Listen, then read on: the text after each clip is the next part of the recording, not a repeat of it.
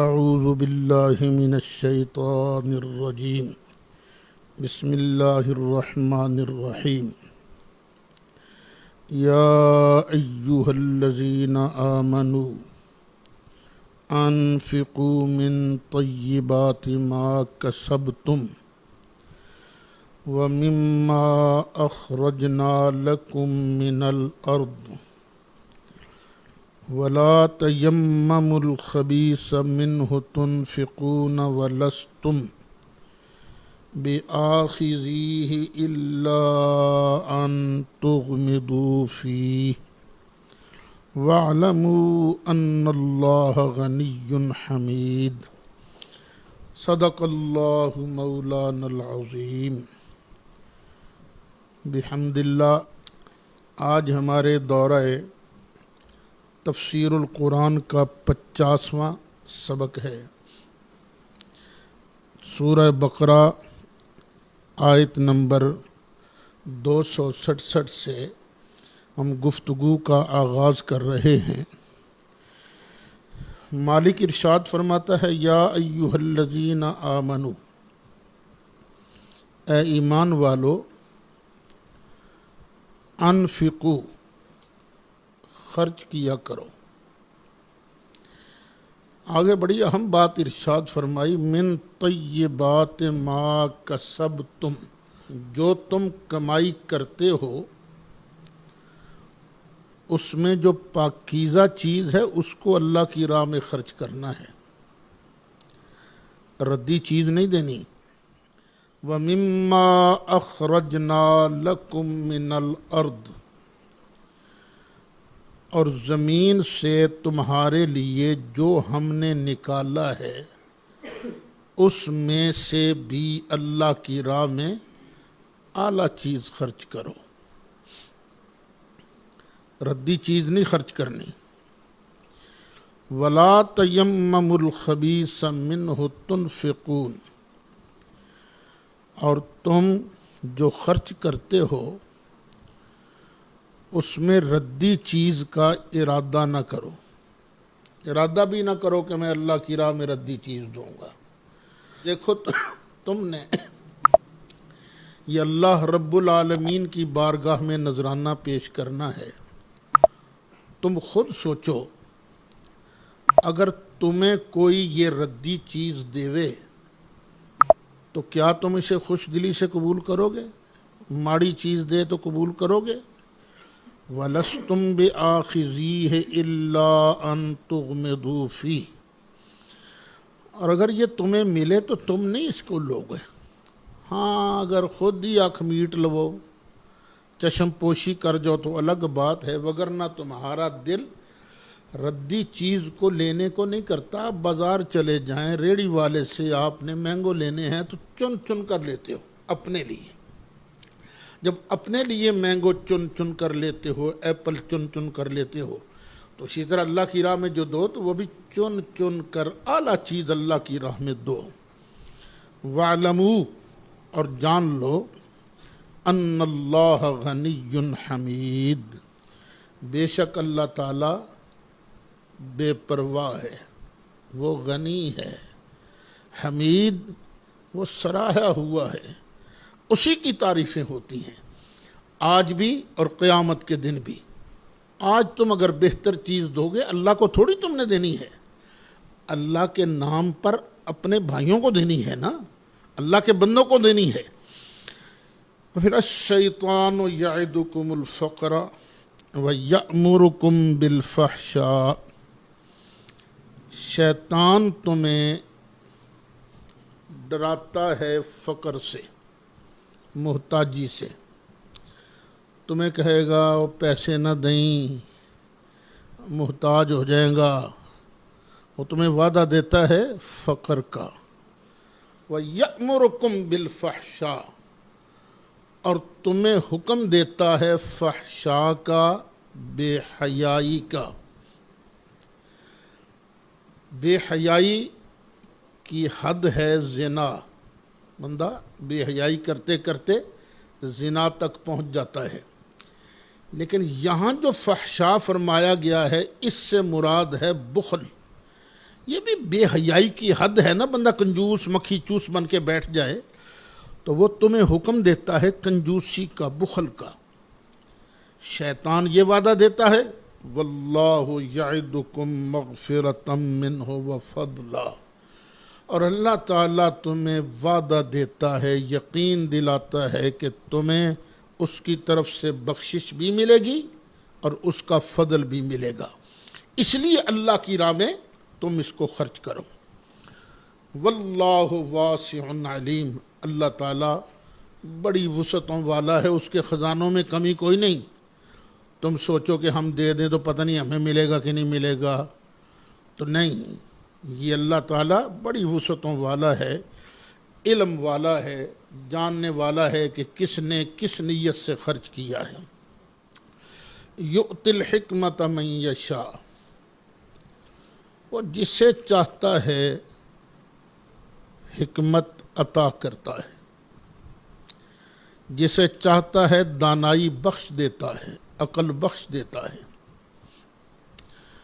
وَمَن يُؤْتَ الْحِكْمَةَ فَقَدْ أُوتِيَ خَيْرًا كَثِيرًا،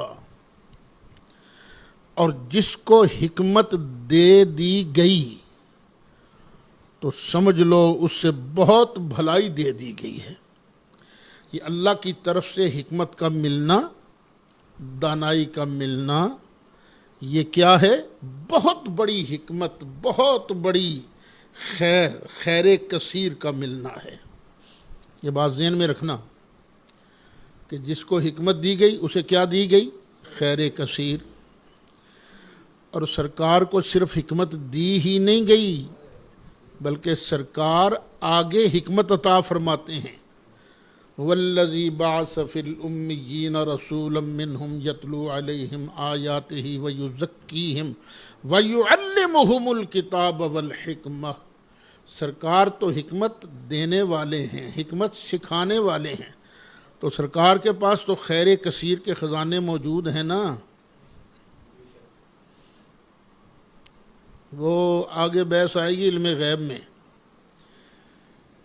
ایک آیت کریمہ پڑھی جاتی ہے لو کنت اعلم الغیب لاستکثرت من الخیر، کہ اگر میں غیب جانتا ہوتا تو میں خیر کثیر جمع کر لیتا۔ وہابیہ نا بڑے زور شور سے اس آیت کو پڑھتے ہیں، ہم کہتے ہیں اوے ذرا ٹھنڈے دل سے سوچ اس آیت کو۔ آیت کا مطلب یہ ہے کہ اگر میں غیب خود بخود جان لیا کرتا تو میں خیر کثیر بھی خود بخود جمع کر لیتا۔ خیر کثیر میں نے خود بخود جمع نہیں کی، خیر کثیر مجھے میرے اللہ نے دی ہے۔ انا اعطیناک الکوثر، محبوب پیارے ہم نے تو تمہیں ہر معاملہ میں خیر کثیر عطا فرمایا ہے، جو کچھ بھی دیا ہے بڑی کثرت سے دیا ہے۔ تو چونکہ خیر کثیر دینے والا اللہ ہے، اسی لیے علم غیب کا دینے والا بھی اللہ ہے۔ یہاں سے ذاتی علم غیب کی نفی ہے اور ذاتی خیر کثیر رکھنے کی نفی ہے، وگرنہ عطائی علم غیب بھی ہے، عطائی خیر کثیر بھی ہے۔ وما یذکر الا اولو الالباب، اور نہیں نصیحت حاصل کرتے مگر عقلوں والے۔ الباب جمع ہے لب کی، صاحب عقل، تو جب جمع ہے تو ہم ترجمہ کریں گے جمع والا، کہ نہیں نصیحت حاصل کرتے۔ اللہ کی نصیحتیں وہی حاصل کرتے ہیں جو صاحبان عقل ہیں۔ وما انفقتم من نفقۃ، اور جو بھی تم خرچ کرو گے، او نذرتم من نذر، یا تم کوئی نظر پیش کرو، منت مان لو تم کسی چیز کی، خرچ کرو یا منت مان لو، فإن اللہ یعلمہ، تو بے شک اللہ تعالیٰ اس کو جانتا ہے۔ وما للظالمین من انصار، ظالموں کا کوئی مددگار نہیں ہوتا، ظالموں کا مددگار نہیں ہوتا۔ ڈرنے والوں کے کئی مددگار ہوتے ہیں، اللہ نے بنائے ہیں ان کے مددگار۔ اچھا، یہ جو فرمایا نا وما انفقتم من نفقۃ او نذرتم من نذر، یہ نظر جو ہے یہ ہے عبادت۔ یہ نظر صرف اللہ کے نام کی ہوتی ہے، یا اللہ۔ اچھا، یہ نظر ہے دو قسم کی، ایک ہے مطلق نظر، یا اللہ میں تجھے راضی کرنے کے لیے نا 2 نفل پڑھوں گا، منت مان لی۔ تو یوں چونکہ منت مانی گئی ہے اس کو راضی کرنے کے لیے، اس لیے اس کا بڑا اجر ہے۔ اور ایک ہے نظر معلق، یا اللہ اگر تو میرا یہ کام کر دے وے تو میں پھر تیرے نام پر ایک بکرا ذبح کروں گا۔ اس معلق کا درجہ وہ نہیں ہوتا جو مطلق نظر کا ہے، وہ صرف اللہ کی رضا کے لیے ہے، اس میں تیری غرض بھی ہے۔ اس لیے جب بھی نظر مانو تو اپنے خالق اور مالک کی رضا کے لیے، اور نظر صرف اور صرف اللہ کے نام کی ہوتی ہے۔ یہ جو ہمارے عوام کہنے اے مرغی جی داتا صاحب دے نا دیے 11ویں دے نا دیے مرغی، تو جلدی میں فتویٰ نہیں لگانا ان پر، پہلے سمجھانا ہے، پوچھنا ہے ان سے تمہارا مطلب کیا ہے۔ 11ویں والے کے نام کی یہ مرغی ہے، یہ بکرا داتا صاحب کے نام کا ہے، مطلب کیا ہے؟ اگر وہ کہیں جی ہم تو ان کی عبادت کے لیے، تو ہم کہیں گے بیٹے اب کلمہ بھی دوبارہ پڑھ، نکاح بھی دوبارہ کر۔ یہ نظر جو ہے یہ عبادت ہے، یہ صرف اللہ کے لیے ہے۔ اور اگر یہ کہے کہ جناب میرا مطلب یہ ہے یہ اللہ کے نام پر ذبح ہوگا، اللہ کی رضا کے لیے ذبح ہوگا، اور جو ثواب ملے گا نا وہ میں سرکار غوث اعظم کی بارگاہ میں نذرانہ پیش کروں گا، تو یہ جائز ہے۔ اس کو سارے ہی جائز قرار دیتے ہیں۔ میں آپ کو ایک چھوٹا سا لطیفہ سناتا ہوں۔ عیسائیوں نے ایک مرتبہ یہاں فیصل آباد میں درود و سلام کے بورڈ توڑے۔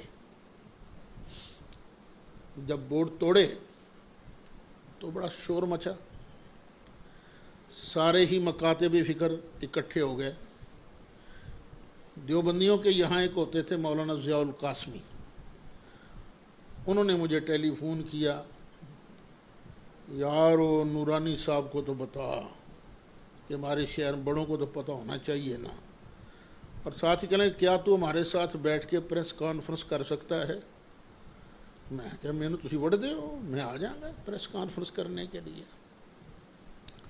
تو کچہری بازار میں اس وقت ہوٹل ہوتا تھا جیلوز ہوٹل، اب بھی پتہ نہیں ہے کہ نہیں ہے، تو وہاں انہوں نے پریس کانفرنس کا اہتمام کیا، اور واقعی انہوں نے نا کافی عزت کی میری۔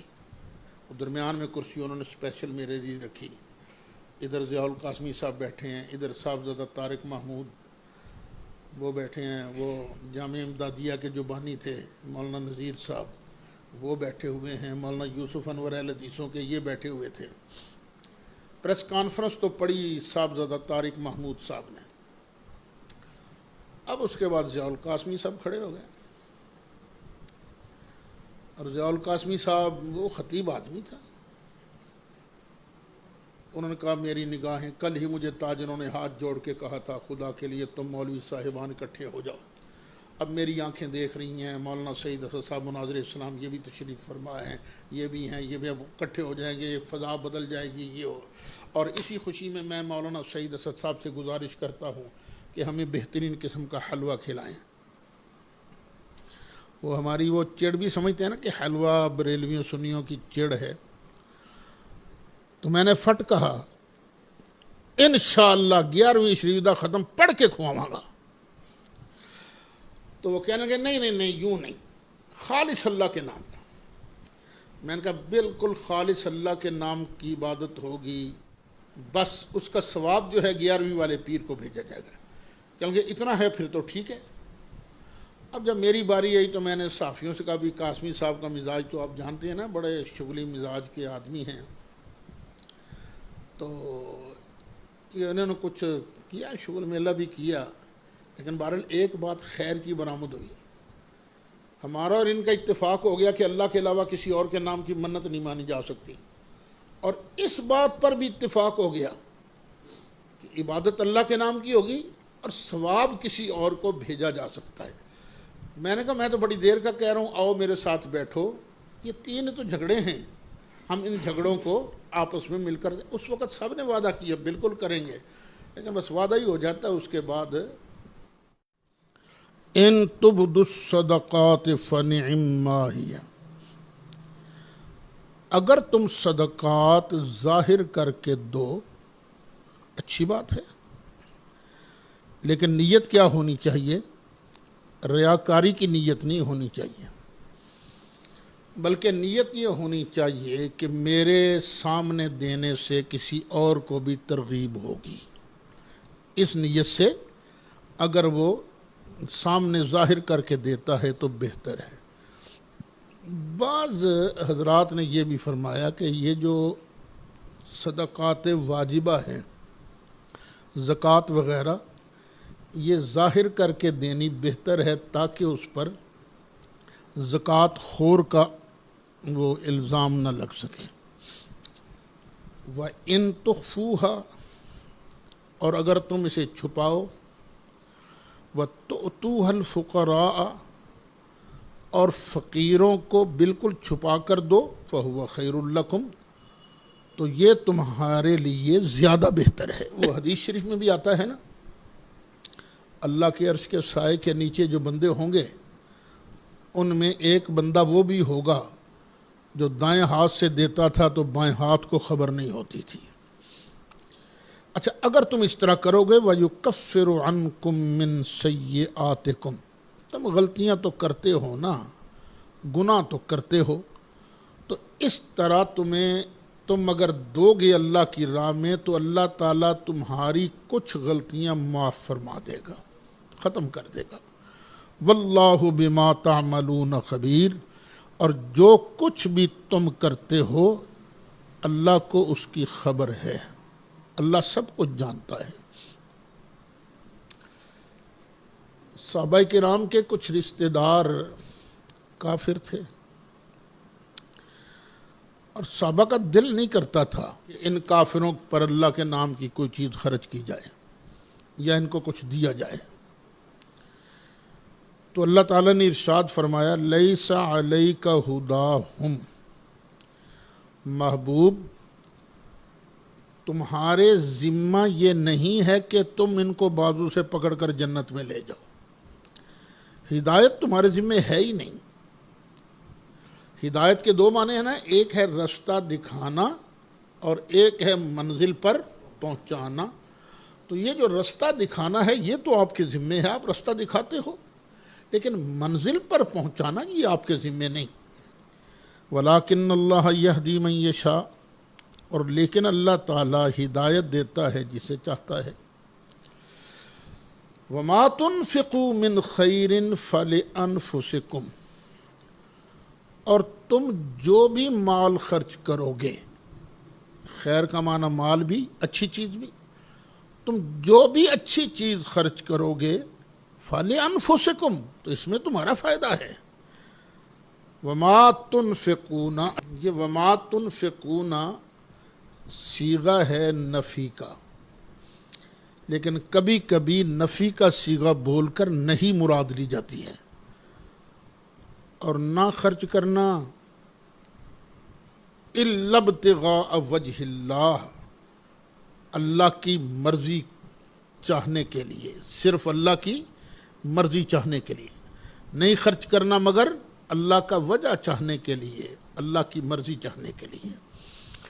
وَمَا تُنْفِقُوا مِنْ خَيْرٍ، تم جو مال بھی خرچ کرو گے، خواہ مومن کو دو خواہ کسی کافر کو دو، يُوَفَّى إِلَيْكُمْ، یہ تمہیں پورا پورا اس کا اجر دیا جائے گا۔ وَأَنْتُمْ لَا تُظْلَمُونَ، اور تم پر ظلم نہیں کیا جائے گا۔ حضرت سیدنا ابو بکر صدیق رضی اللہ عنہ کی بڑی صاحبزادی حضرت اسماء جب حدیبیہ گئی نا، یہ سارے لشکر کے ساتھ، ان کی ماں مشرکہ تھی، مکہ میں رہتی تھی، ابو بکر صدیق نے چھوڑ دیا تھا اسے. وہ اپنی بیٹی کو ملنے آئی اور آن کر کہنے لگی میری کچھ مدد ہی کر. تو حضرت اسماء نے نبی کریم علیہ السلام کی بارگاہ میں عرض کیا آقا ہے تو وہ مشرکہ لیکن چاہتی ہے کہ میں اس کی کوئی مدد کروں. سرکار نے فرمایا سلیہا، نہیں اس کے ساتھ صلہ رحمی کرو، تو تم جو بھی خرچ کرو گے نا اللہ تمہیں اس کا پورا اجر دے گا اور تم پر ہرگز ظلم نہیں کیا جائے گا. اب ذرا اسلام کے اس اصول کو دیکھو. وہ کلمہ نہیں پڑھ رہے ہیں، مسلمان نہیں ہیں، مشرک ہیں، لیکن اگر تم ان کو کچھ صدقات نافلہ میں سے کوئی چیز دو گے، صدقات واجبہ میں سے نہیں، صدقات نافلہ میں سے کوئی چیز دو گے تو ضائع نہیں جائے گی، اللہ تمہیں اس کا اجر عطا فرمائے گا. یہ صدقات واجبہ زکوٰۃ وغیرہ جو ہے نا، یہ مسلمان اغنیاء سے لے کر یہ مسلمان فقراء پر خرچ کی جائے گی. للفقراء الذین احصروا فی سبیل اللہ. اب اللہ کریم خاص ترغیب دے رہا ہے ایک خاص طبقے کو مال دینے کی. یہ جو تم مال دیتے ہو نا ان فقیروں کو ضرور دو. احصروا فی سبیل اللہ، جو اللہ کی راہ میں روک دیے گئے ہیں. یہ کون تھے؟ اصحاب صفہ. ان کا کام یہ تھا، پڑے رہتے تھے صفہ چبوترے پر.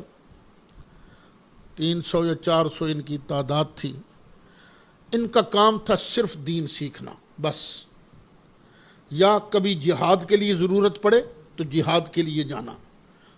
کوئی ان کا کاروبار نہیں تھا، نہیں چلتے تھے کسی جگہ بھی، بس پڑے رہتے تھے، دین سیکھتے تھے اور جہاد کے لیے جانا ہوتا تو جاتے. تو اللہ فرماتا ہے ان فقراء کو دو جو روکے گئے ہیں اللہ کی راہ میں. لا یستطیعون ضربا فی الارض، یہ زمین میں چلنے کی سکت ہی نہیں رکھتے. یحسبہم الجاہل اغنیاء من التعفف. جو ناواقف ہے نا ان کو دیکھے گا کہے گا مالدار آدمی ہے. کیوں سمجھے گا مالدار آدمی ہے؟ اس لیے کہ سوال نہیں کرتے، یہ مانگتے نہیں ہیں، بس ٹھیک ہے اللہ جو بھیج دے گا بھیج دے گا. تعرفہم بسیماہم، لیکن تو ان کو نہ ان کے چہروں سے پہچان لے گا. لا یسألون الناس الحافا، کبھی کسی طریقے سے سوال کرنا پڑ جائے تو کر لیتے ہیں لیکن پیچھے نہیں پڑ جاتے کہ نہیں مینوں ضرور دیو مینوں ضرور دیو. نہ، لا یسألون الناس الحافا. تو یہ لوگ جو ہیں یہ تمہارے اموال کے صحیح حقدار یہ ہیں. اس لیے میں کہتا ہوں یہ جو دینی مدارس میں طلباء آ جاتے ہیں کوئی اور کام نہیں کرتے، یہ صرف دین سیکھتے ہیں، دین. اور یہ دین سیکھنا جو ہے یہ کس کے فائدے میں ہے؟ ان کے اپنے فائدے میں بھی ہے اور پوری امت جو ہے اس کی نسلوں کی بقا بھی دین کے سیکھنے میں ہے. تو میں نے کہا تھا ایک بار پہلے بھی کہ چلو تم دینی مدارس کو بند کر دو گے. حکومتوں کی کوشش ہوتی ہے نا مولوی تو چپ ہی ہو جان تو چنگا ہے کہ مولوی ختم ہو جائیں، دینی مدارس بند ہو جائیں. تو میں بھی آلو چھولے کی ریڑھی لگا لوں گا، میرے بچے بھی کوئی نہ کوئی کام کر لیں گے. دنیا ہی کمانی ہے نا تو کوئی نہ کچھ کام کر لیں گے. لیکن بالکل دین سیکھنا بند ہو جائے گا تو 20-25 سال بعد لوگوں تمہارا کیا حال ہوگا؟ تمہاری ساری اولادیں یا یہودی بن جائیں گی یا عیسائی بن جائیں گی یا چوڑے چمار بن جائیں گے، کوئی پتہ نہیں ہوگا دین کا. تو ان علماء کو، ان دینی طلباء کو اپنے لیے، اپنی اولادوں کے لیے ان کو اپنا محسن سمجھو، ان کی قدر کرو. تم دیکھو کہ پاس میں پڑوس میں مدرسہ ہے، اہل سنت کا مدرسہ ہے تو ٹھیک ہے، جو صاحبان ثروت ہیں ان کی ضروریات کا خیال رکھیں. تو یہ ضروریات کا خیال رکھیں گے اگر اللہ کی رضا کے لیے تو اللہ تعالیٰ وما تنفقوا من خیر، تو تم جو بھی خیرات کرو گے نا، جو بھی مال خرچ کرو گے فإن اللہ بہ علیم، بے شک اللہ تعالیٰ اس کو جانتا ہے. پھر کچھ لوگ ہوتے ہیں جن کے اندر جذبہ ہوتا ہے کہ میں نے خرچ کرنا ہے. اب ان کا ذکر شروع ہو رہا ہے.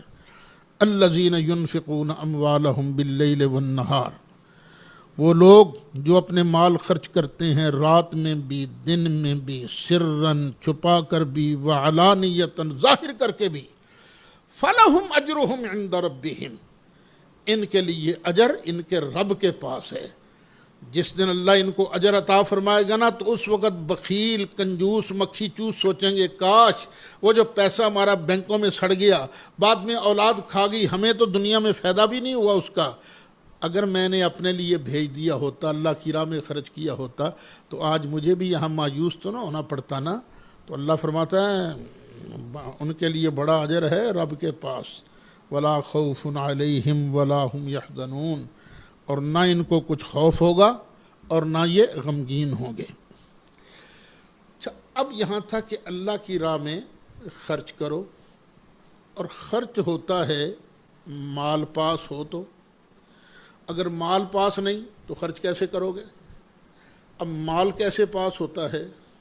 یا کوئی بندہ ملازمت کرتا ہے، یا کوئی بندہ تجارت کرتا ہے، اس طرح کی چیزوں سے نا مال پاس ہوتا ہے۔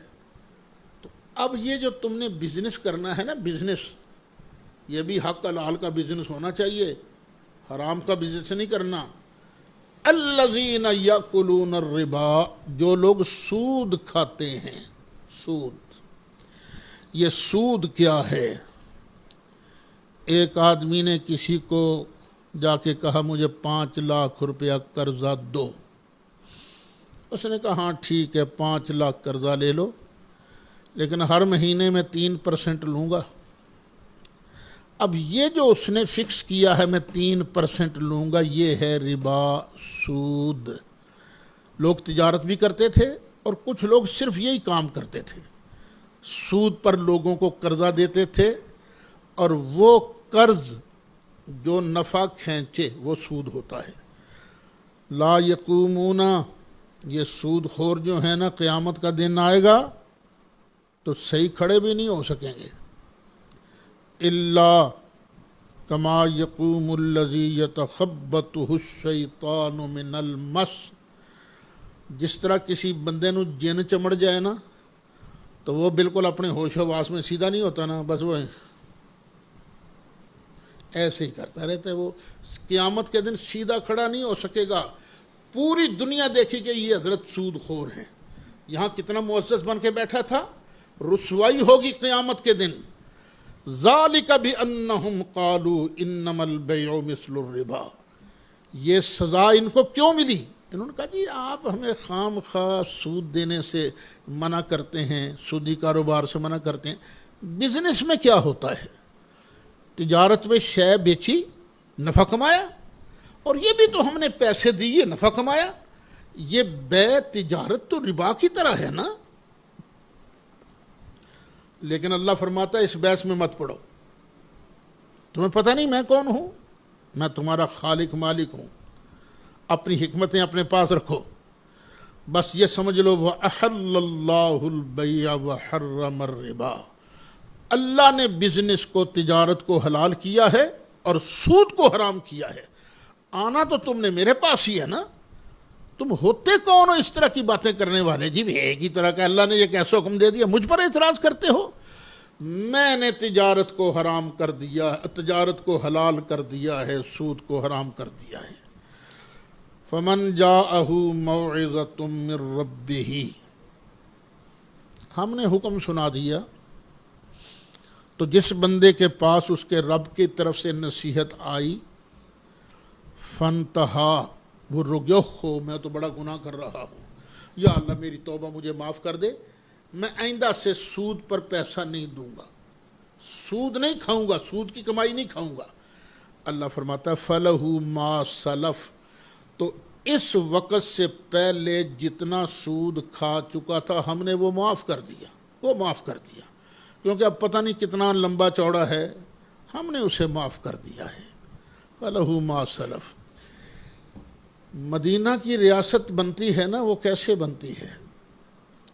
نبی کریم علیہ السلام نے جب آخری حج کا خطبہ دیا تو فرمایا جاہلیت کی تمام رسوم جو ہیں سب میرے پاؤں کے نیچے روندی جا چکی ہیں، یہ جو جاہلیت کی رسوم ہے نا کہ ایک قتل کا بدلہ لینے کے لیے نسل در نسل دشمنی چلتی تھی. میرا چچا زاد بھائی ربیہ کو قتل کیا گیا تھا ناجائز، جاؤ میں اس کا خون معاف کرتا ہوں.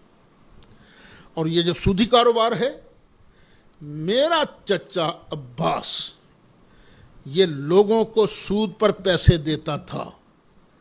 سن لو، جس نے بھی سود پر اس سے پیسہ لیا ہے وہ سارے کا سارا سود میں معاف کرتا ہوں. یہ سرکار نے اپنے گھر سے یہ کام شروع کیا. فَلَهُ مَا سَلَف، جو پہلے گزر گیا وہ اسی کا ہے. وَأَمْرُهُ إِلَى اللَّهِ، اور پھر اس بندے کا کام خدا کے سپرد ہے.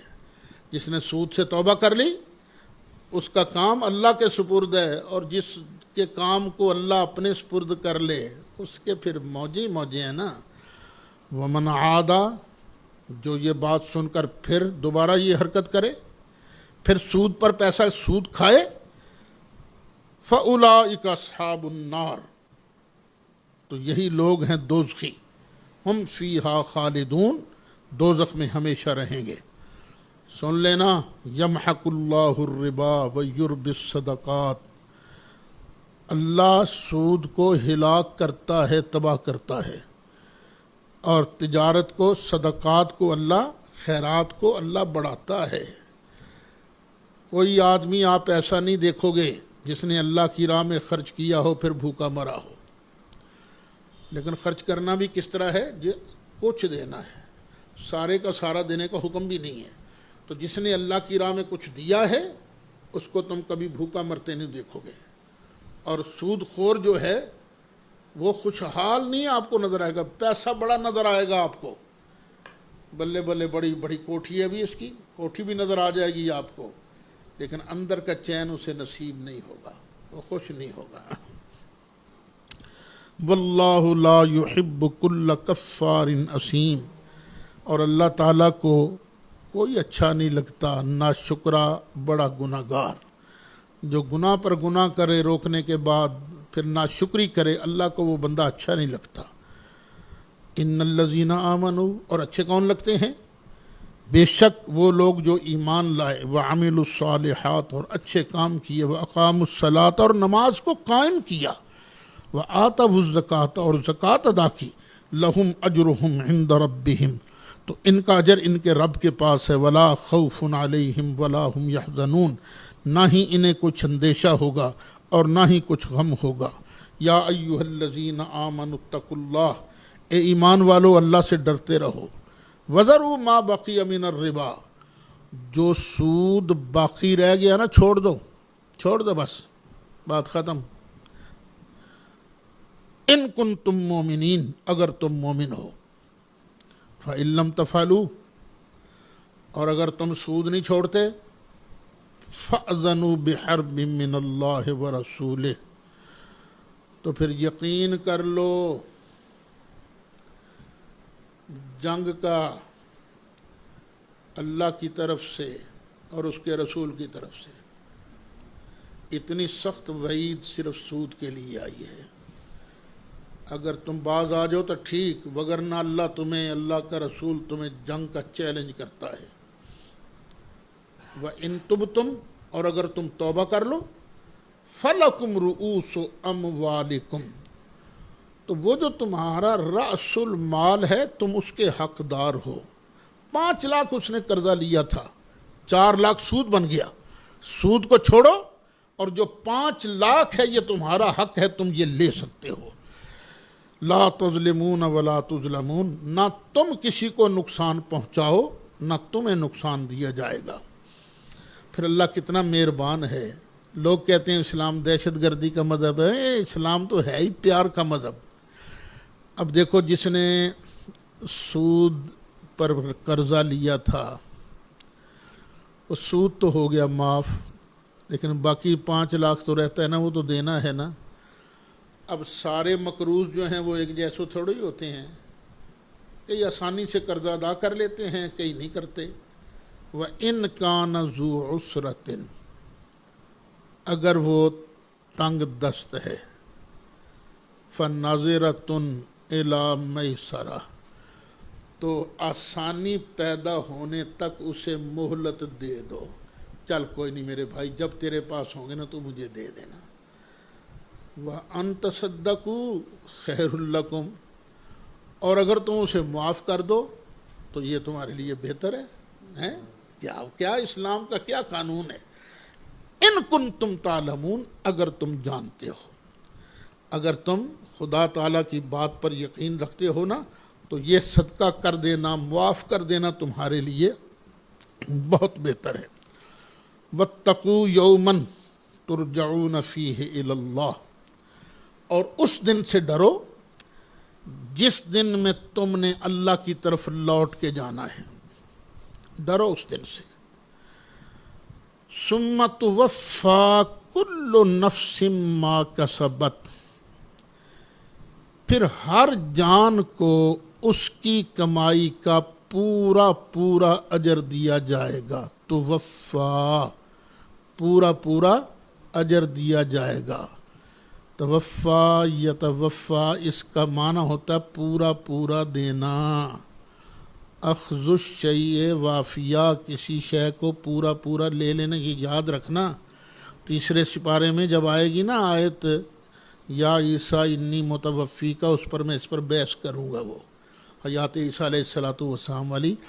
تو اس کا اصل معنی فوت ہونا نہیں ہوتا، بلکہ ثم توفا، پھر پورا پورا اجر دیا جائے گا، کل نفس، ہر جان کو، ما کا سبب جو اس نے کمایا، وہم لا یظلمون، اور وہ ان پر ظلم نہیں کیا جائے گا۔ کل آیت گزری تھی جو پورے قرآن پاک میں سب سے عظمت والی آیت تھی۔ کون سی آیت تھی وہ؟ آیت الکرسی۔ اور اب جو آیت آ رہی ہے یہ پورے قرآن پاک میں لفظوں کے اعتبار سے سب سے بڑی آیت ہے، سب سے لمبی آیت یہی ہے۔ اسے کہتے ہیں آیت مداینہ، آیت دین، آیت مداینہ، یعنی جب کوئی بندہ کسی سے قرضہ وردہ لے تو اب اس کے مسائل بیان ہو رہے ہیں۔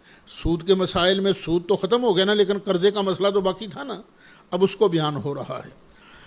یا ایھا الذین آمنوا، اے ایمان والو، اذا تداینتم بدین، جب تم قرضے کا معاملہ کرو، الی اجل مسمی، ایک مقررہ مدت تک، فاکتبوہ، تو لکھ لیا کرو۔ کسی نے کہا جناب مجھے 10 لاکھ روپیہ قرضہ چاہیے، آپ دینے کو تیار ہیں، لیکن اس کو لکھ لو تاکہ بعد میں پھڈا نہ بنے۔ اچھا، وَلْيَكْتُبْ بَيْنَكُمْ كَاتِبٌ بِالْعَدْلِ، اس وقت ہر بندہ تو لکھنا نہیں نہ جانتا تھا، چند لوگ تھے، تو اللہ فرماتا ہے کہ جو لکھنے والا ہے نا اس کو عدل اور انصاف کے ساتھ لکھنا چاہیے۔ جو تمہارے درمیان لکھنے والا ہو وہ عدل اور انصاف کے ساتھ لکھے۔ وَلَا يَأْبَ كَاتِبٌ أَن يَكْتُبَ كَمَا عَلَّمَهُ اللَّهُ فَلْيَكْتُبْ، جس کو اللہ تعالیٰ نے لکھنے کی صلاحیت دی ہے اس کو اگر لکھنے کے لیے بلایا جائے، یار ساڈا قرضے دا مسئلہ ہونے لگا، چل ذرا تو لکھ ہی دے، اور اس کو کوئی اور مجبوری بھی نہیں ہے، اس کو چاہیے کہ آئے اور لکھے جیسے اللہ نے اس کو سکھایا ہے۔ ولا یابا، اور نہ انکار کرے، کاتب، لکھنے والا، ان یکتب، لکھنے سے، ان مصدریہ ہے نا، فعل مضارع پر داخل ہو تو مصدر کا معنی دیتا ہے، کما علمہ اللہ، جیسے کہ اللہ نے اس کو علم دیا ہے، فلیکتب، تو اسے چاہیے کہ وہ لکھے۔ اب جب لکھا جاتا ہے تو ظاہر کاتب نے اپنی طرف سے تو نہیں لکھنا نا، اس کو تو کوئی لکھوائے گا تو وہ لکھے گا نا۔ اب لکھوائے کون؟ دو فریق ہیں نا، ایک نے قرضہ دینا ہے، ایک نے قرضہ لینا ہے، تو جس نے دینا ہے نا وہ نہیں لکھوائے گا، جس نے لینا ہے وہ لکھوائے گا۔ میں اس سے 10 لاکھ روپیہ لے رہا ہوں 1 سال کی مدت کے لیے، میں اس تاریخ تک ادا کر دوں گا۔ یہ لکھوائے گا کون؟ لینے والا۔ وَلْيُمْلِلِ الَّذِي عَلَيْهِ الْحَقُّ، اور چاہیے کہ املا کروائے، لکھوائے وہ بندہ جس پر حق آتا ہے۔ وَلْيَتَّقِ اللَّهَ رَبَّهُ، اور اس کو چاہیے کہ اللہ سے ڈرے جو اس کا رب ہے۔ وَلَا يَبْخَسْ مِنْهُ شَيْئًا، اور لکھنے والا کوئی کمی نہ کرے اس کو فائدہ پہنچانے کے لیے، اس کو فائدہ پہنچانے کے، وَلَا يَبْخَسْ مِنْهُ شَيْئًا، اور نہ کمی کرے اس میں کسی چیز کی۔ اچھا، اب جس نے قرضہ لینا ہے بعض اوقات وہ عقل والا ہی نہیں ہوتا، یا اتنا بوڑھا ہے کہ وہ صحیح وہ بات نہیں کر سکتا۔ فَإِنْ كَانَ الَّذِي عَلَيْهِ الْحَقُّ سَفِيهًا أَوْ ضَعِيفًا أَوْ لَا يَسْتَطِيعُ أَنْ يُمِلَّ، پھر جس پر حق آتا ہے، جس نے قرضہ لینا ہے، وہ بے عقل ہے یا کمزور ہے یا لکھا نہیں سکتا، تو چلو وہ نہ لکھوائے۔ ان یمل ہوا فلیملل ولیہ بالعدل، وہ لکھوا نہیں سکتا تو پھر جو اس کا وارث ہے نا وہ عدل و انصاف کے ساتھ وہ لکھوائے۔ جس نے قرضہ لینا ہے اس کا وارث لکھوائے، کب؟ جب وہ خود لکھوا نہیں سکتا۔ پھر اور بات بھی سنو، وَاسْتَشْهِدُوا شَهِيدَيْنِ مِن رِجَالِكُمْ، 2 گواہ بھی بنا لینا، جو مردوں میں سے 2 گواہ بنا لینا کہ بھئی یہ قرضہ دیا گیا ہے۔ فَإِن لَّمْ يَكُونَا رَجُلَيْنِ، اگر 2 مرد گواہ نہ ملیں،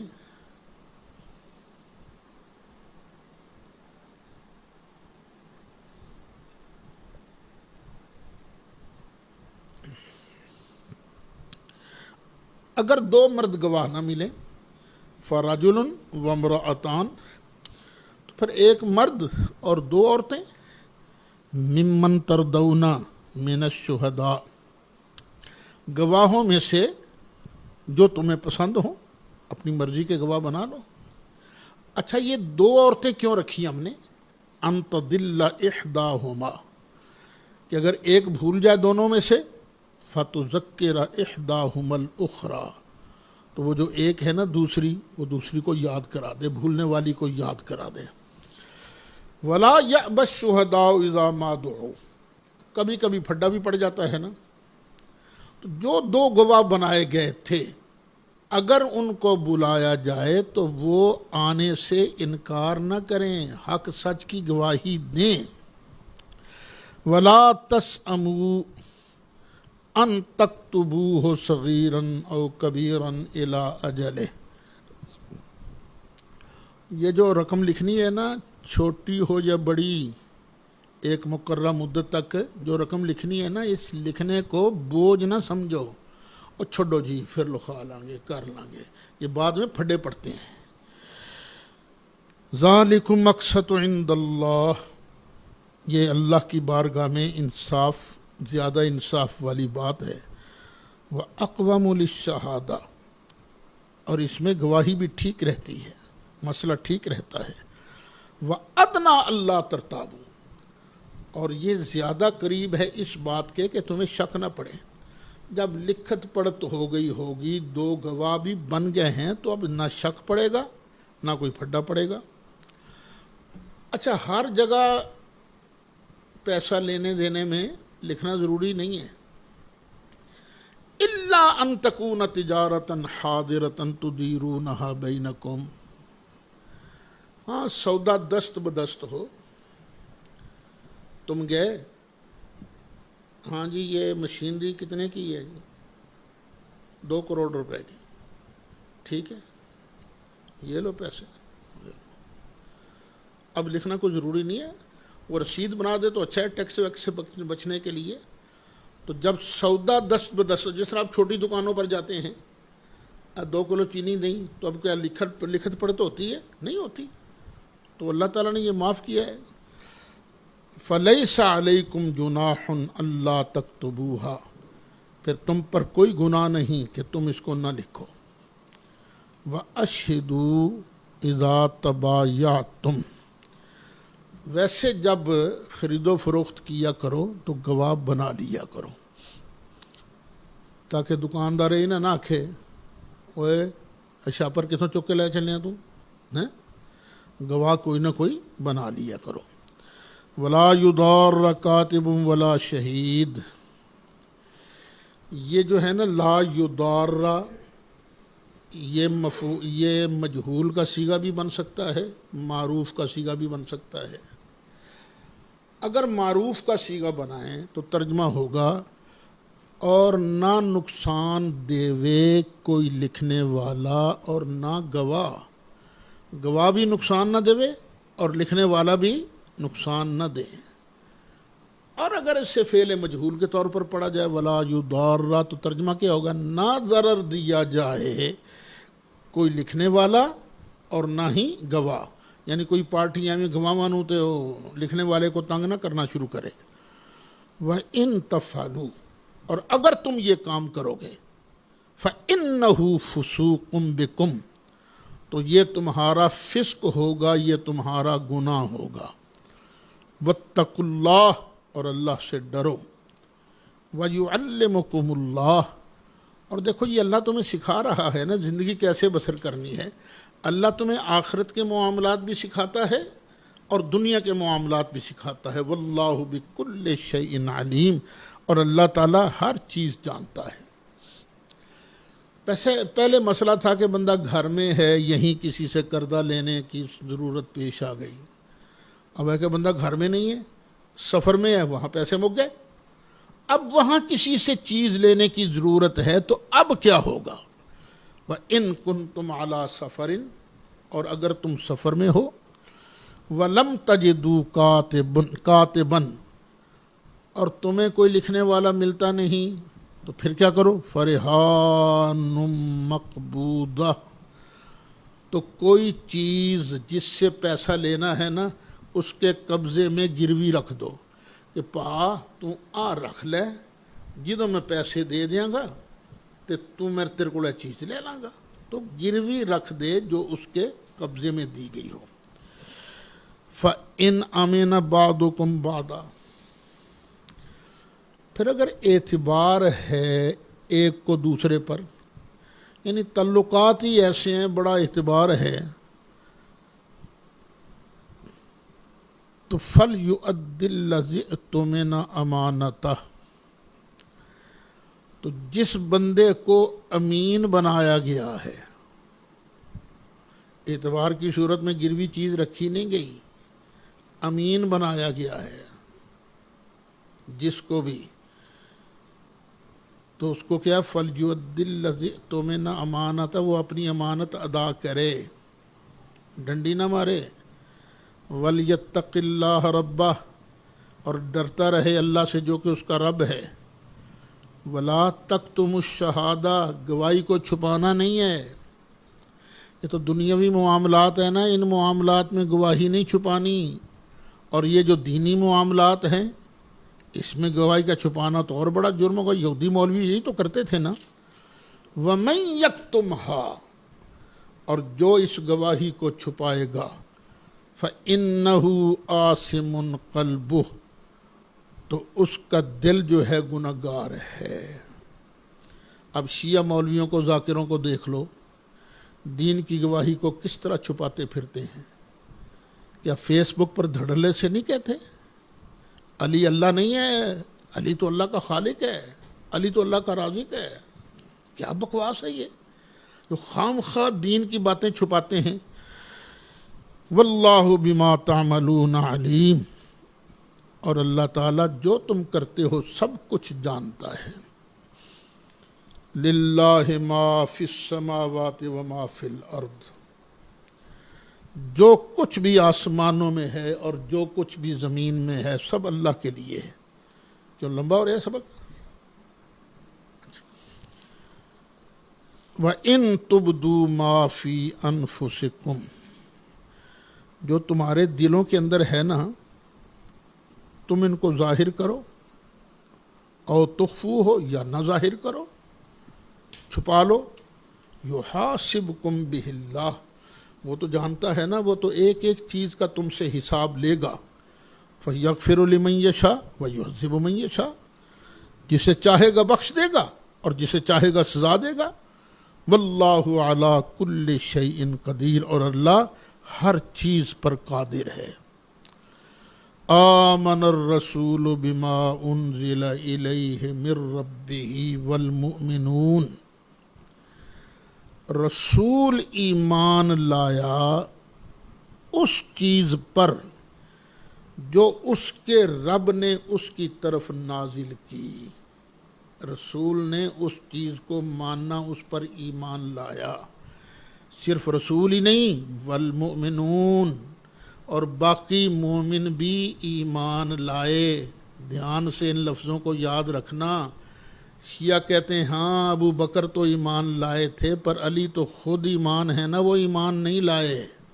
اور رسول اللہ جب ایمان لائے تو تم حضرت علی کو بے ایمان کہنا چاہتے ہو؟ وہ ایمان ہی نہیں لائے. یہ قرآن کی آیت بتا رہی ہے رسول اللہ بھی ایمان لائے تھے اور مولا مرتضیٰ بھی، ہر مومن ایمان لایا تھا. کل آمن باللہ، کس کس کو مانا؟ سب نے مانا اللہ کو، وملائکتہ، اور اس کے فرشتوں کو، وکتبہ، اور اس کی کتابوں کو، اور اس کے رسول، ورسلہ، اور اس کے رسولوں کو. اب تقویت الایمان والے مولوی اسماعیل دہلوی کی بات غلط ثابت ہو رہی ہے، جو اپنی کتاب تقویت الایمان میں 3 جگہ لکھتا ہے صرف اللہ ہی کو مانو، کسی اور کو مت مانو. اللہ کیا فرماتا ہے؟ سب نے مانا اللہ کو اور اس کے فرشتوں کو اور اس کی کتابوں کو اور اس کے رسولوں کو. لا نفرق بین احد من رسلہ، ہم اللہ کے رسولوں کے درمیان فرق نہیں کرتے کہ اس کو مانیں گے اس کو نہیں مانیں گے. فرق کس میں ہے؟ یہ ماننے نہ ماننے میں، ہم سب کو مانیں گے. دوسرا ترجمہ یہ ہے ہم نفس نبوت میں فرق نہیں کرتے، سب نبی نفس نبوت میں برابر ہیں، کوئی ذلی نہیں کوئی بروزی نہیں، سب نفس نبوت میں برابر ہیں. کسی کی نبوت بالذات نہیں، کسی کی نبوت بالعرض نہیں، جس طرح قاسم نانوتوی نے کہا ہے لا نفرق بین احد من رسلہ. وقالوا سمعنا واطعنا، اور عرض کیا ہم نے سنا اور ہم نے مانا. غفرانک ربنا، اے ہمارے رب تیری بخشش چاہیے، تیری معافی چاہیے.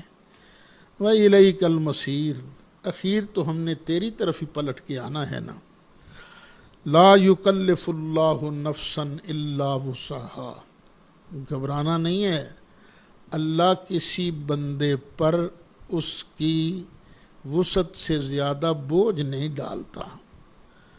لہا ما کسبت، جو اس نے کمائی کی ہے اس کا فائدہ اسی کو ہوگا. وعلیہا مکتسبت، اور جو گناہ کمایا ہے اس کا بوجھ بھی اسی پر ہوگا. نیکی کی ہے تو فائدہ بھی اسی کو ہوگا، اور اگر گناہ کمایا ہے تو نقصان بھی اسی کو ہوگا. پھر آگے کہا تو بندہ تو میرا ہی ہے نا، چل میری بارگاہ میں یوں عرض کر، اے محبوب کے صدقے کیا کیا نعمتیں مل رہی ہیں. عرض کر ربنا لا تؤاخذنا ان نسینا او اخطأنا، اے ہمارے پروردگار ہمیں نہ پکڑنا اگر ہم بھول جائیں یا غلطی کر بیٹھیں. والا غلطیاں بھی ہوتی ہیں، بھول بھی جاتے ہیں، تیری مہربانی پکڑنا نہ. اور دیکھو مزے کی بات یہ سکھا کون رہا ہے؟ اللہ. دیکھو نا اللہ کی مہربانی ہے نا سرکار کے صدقے سے. یوں کہو ربنا ولا تحمل علینا اسرا، اے ہمارے پروردگار ہم پر وہ بھارا بوجھ نہ ڈال. کما حملتہ علی الذین من قبلنا، جس طرح کہ تو نے ہم سے پہلے لوگوں پر بھاری بوجھ ڈالا تھا نا، یا اللہ ہم پر وہ بوجھ نہ ڈال.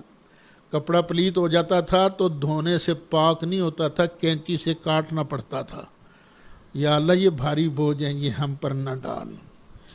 ربنا، ولا تحملنا ما لا طاقت لنا به، یا اللہ ہم پر وہ بوجھ نہ ڈال جو ہم اٹھانے کی طاقت نہ رکھتے ہوں، یا اللہ جڑا پار اسی چاہ نہ سکیے سانو چوائیں نہ، واعف عنا، اور یا اللہ ہمیں معاف کر دے، واغفر لنا، اور یا اللہ ہمیں بخش دے، ورحمنا، یا اللہ ہم پر رحم کر دے، انت مولانا، تو ہی تو ہمارا مولا ہے، تو ہی ہمارا مالک ہے، فانصرنا علی القوم الکافرین، تو کافروں کی قوم کے مقابلہ میں، وہ لوگ جو کافر ہیں ان کے مقابلہ میں مالک تو ہماری مدد فرما۔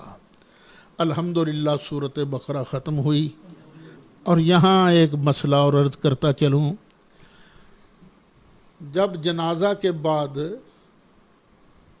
ہم دعا مانگتے ہیں، دعائے مغفرت، پہلے بتا چکا ہوں، نہ یہ فرض ہے، نہ واجب ہے، نہ سنت موقدہ ہے۔ جنازے کے بعد دعا امر مستحب ہے، اگر کسی نے نہیں مانگی تو اس پر کوئی گناہ نہیں ہے، لیکن جو دعا مانگتے ہیں اس کو روکنے کے لیے کئی طریقے اختیار کیے جاتے ہیں۔ ایک عام سوال یہ کہ دعا، جنازہ تو خود دعا ہے نا، تو دعا کے بعد دوسری دعا کا کیا مطلب ہوا؟ یہ کیا بچوں والی بات ہے؟ قرآن پاک کی شاہد کو دیکھو نا، ربنا لا تؤاخذنا ان نسینا او اخطانا، ایک دعا ہے۔ اب اس کے بعد دوسری دعا، ربنا ولا تحمل علینا اصرا کما حملتہ علی الذین من قبلنا، دوسری دعا آ گئی نا اس کے بعد۔ تیسری دعا، ربنا ولا تحملنا ما لا طاقت لنا بہ، تیسری دعا آ گئی۔ واعف عنا چوتھی، واغفر لنا پانچویں، ورحمنا چھٹی، انت مولانا فانصرنا علی القوم الکافرین، 7 دعائیں تو آ گئی نا۔ ایک دعا کے بعد اگر 7 دعائیں آ سکتی ہیں تو وہاں کیا حرج ہے؟ بھی کیا تکلیف ہے آپ کو؟ اللہ سے مانگنا ہے نا، تم سے تھوڑی مانگنا کو ہم چندہ دے، وہ تو اللہ سے مانگنا، یا اللہ ہماری بھی بخشش کر دے اور اس کی بھی بخشش کر دے۔ مولا صلی وسلم دائما ابدا